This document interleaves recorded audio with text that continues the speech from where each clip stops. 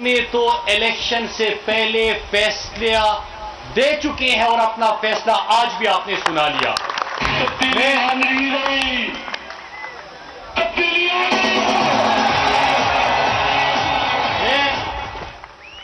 آپ سب کا شکریہ ادا کرتا ہوں اور اظہر صادق صاحب کو مبارکباد پیش کرتا ہوں کہ لوگوں نے الیکشن سے پہلے ہی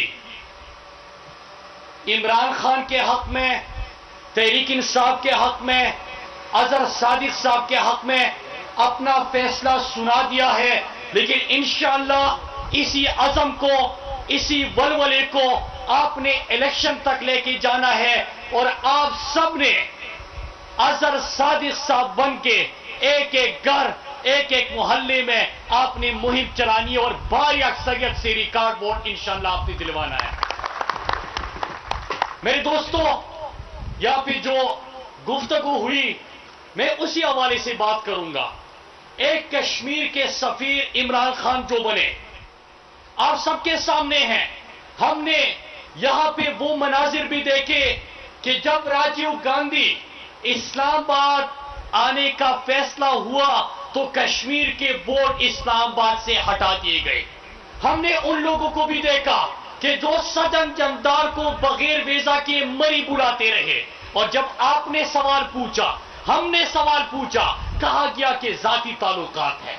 ہم نے وہ مناظر بھی دیکھے کہ جب مودی کو اپنے نواسی کے شادیوں پہ ذاتی گھر رائیون بلایا جاتا رہا.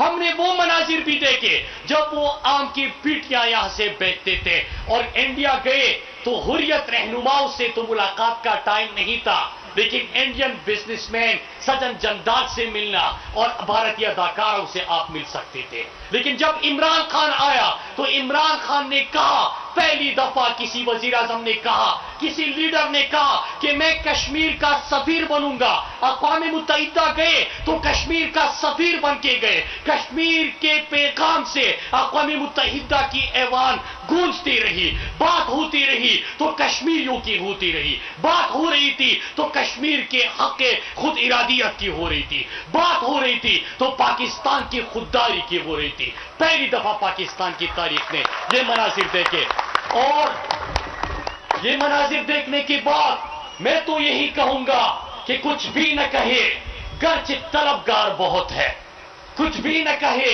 گرچہ طلبگار بہت ہے، اس شخص کا کیا کیجئے خوددار بہت ہے. میرے پاکستانیوں، ابھی یہاں پہ ایک فون کال کی بیرسٹر صاحب نے بات کی. وہ زمانہ کیا کہ جب ایک فون کال پہ آپ کو ڈو مور کا حکم ملتا تھا. وہ زمانہ کیا کہ جب ایک فون کال پہ آپ کو اڈے دینے پڑتے تھے. آج عمران خان وزیر اعظم ہے جو غیرت کی بات کرتا ہے، جو خودداری کی بات کرتا ہے، جو نو مور کی بات کرتا ہے. میرے پاکستانیوں، دوسری بات اسی حوالے سے، ڈڈیال کے بہت سارے ہمارے باہر دنیا میں رہنے والے لوگ ہیں، بہت ساری یہاں پہ اوورسیز ہیں جو محنت مزدوری کرتے ہیں. آپ ان سے پوچھیں کہ جب یہاں پہ یہ سابق حکمران جاتے تھے اور جھکے ہوئے سر ہوتے تھے، ڈومور کے حکم ہوتے تھے، تو ان کے اوپر کیا گزرتی ہے، ذرا آپ ان لوگوں سے پوچھیں جو باہر رہ رہے ہیں کہ یہ تو خود غیرت مند لوگ ہیں، خوددار لوگ ہیں، لیکن جب حکمران بے غیرت ہو، خودداری نہ ہو تو ان لوگوں کی بھی سر جھک جاتے ہیں. آج اللہ کا شکر ہے خوددار اور غیرت مند لیڈر ملا ہے، اس لیے سب سر اٹھا کے دنیا میں جی رہے ہیں. ایک اور اہم ایشو میرے ڈڈیال کے لوگوں، ہم نے ایک فیصلہ کیا عمران خان نے اور علی امین گنڈاپور صاحب نے بھی کہ جتنے بھی ہماری اوورسیز ہیں ان کو ووٹ کا حق ملنا چاہیے. جب یہ فیصلہ ہوا، آپ کو یاد ہے کہ قومی اسمبلی میں ہم نے بل پاس کروایا، اب وہ بل سینٹ میں ہے اور انشاءاللہ ہم یہاں پہ جتنی بھی آپ کے اوورسیز کے لوگ ہیں ان کو ووٹ کا حق دلائیں گے. یہ بدقسمت ہے، یہ اپوزیشن کی پارٹیز کیا کہہ رہی ہے کہ ان لوگوں کو کیا پتا جو پاکستان سے باہر رہ رہے ہیں کہ ہمارے مسائل کیا ہے. یہ نواز شریف کی طرح بگوڑے نہیں ہے، محنت مزدوری کرتے ہیں، ایک ایک چیز کے اوپر نظر رکھتے ہیں. ڈڈیال کی باہر رہ کے بھی ان کو خبر ہے، ان کو پتا ہے کہ یہاں پہ کیا ہو رہا ہے. تو انشاءاللہ اس کے لیے ہم آخری حد تک جدوجہد کریں گے، اور یہ بھی ہوگا کیونکہ ان کو ووٹ کا حق دیا جائے گا، ان کو یہاں کے فیصلوں میں شامل کیا جائے گا، تو ان کے جو مسائل ہیں وہ اسمبلی میں ڈسکس ہوں گے اور ان کا بہتر حل ہوگا. یہاں پہ مجھے بتایا گیا کہ ڈڈیال کوئی پرچی لہرا کے ڈڈیال بھی پہنچا تھا، اور یہاں پہ بات کی.